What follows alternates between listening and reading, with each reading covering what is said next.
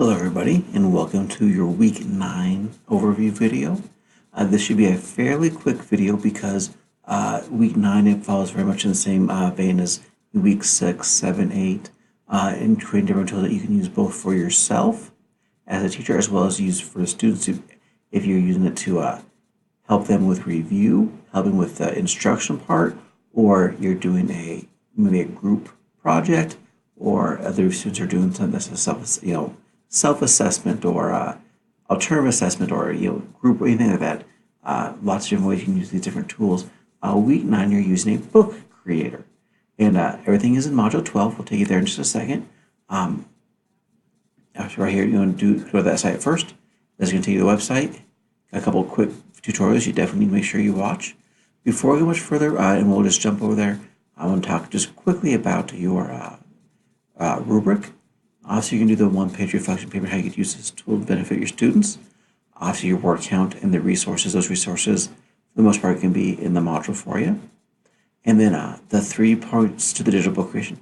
Obviously, it's in line with your certification, endorsement. And then obviously your resources. And then the digital book needs to be at least 10 pages long. So those 3 aspects in your book, and then your one-page reflection paper. Now, let's jump, in this case, you'll be on to module 12. Let's jump there real quick and look at everything, and then we'll be able to wrap this fairly brief video up. So module 12, you get your some different looks and different things you can think about, some different examples, like some social studies project, a great way to use a digital book.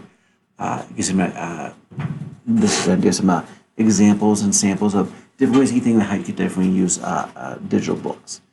So let's go here.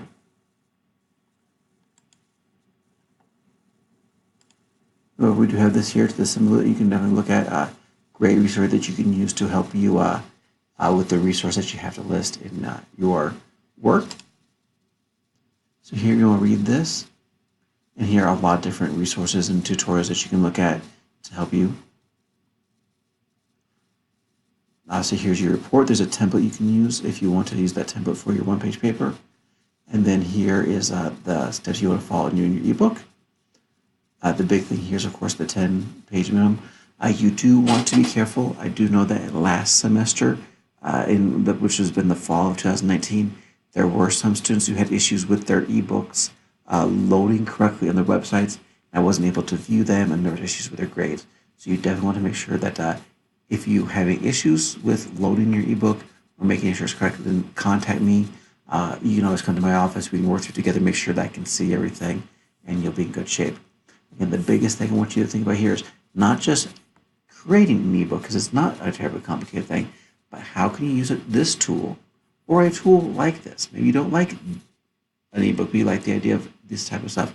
How you can use that to diversify the teaching and learning in your classroom, regardless of grade level, because that's one thing that's going to help you keep your students engaged, keep your student scores high, and engage students who are doing well have less discipline issues, less behavior issues, less lack of attention issues. So more things you can do on that level, the more it's going to benefit you, just make your days go more smoothly.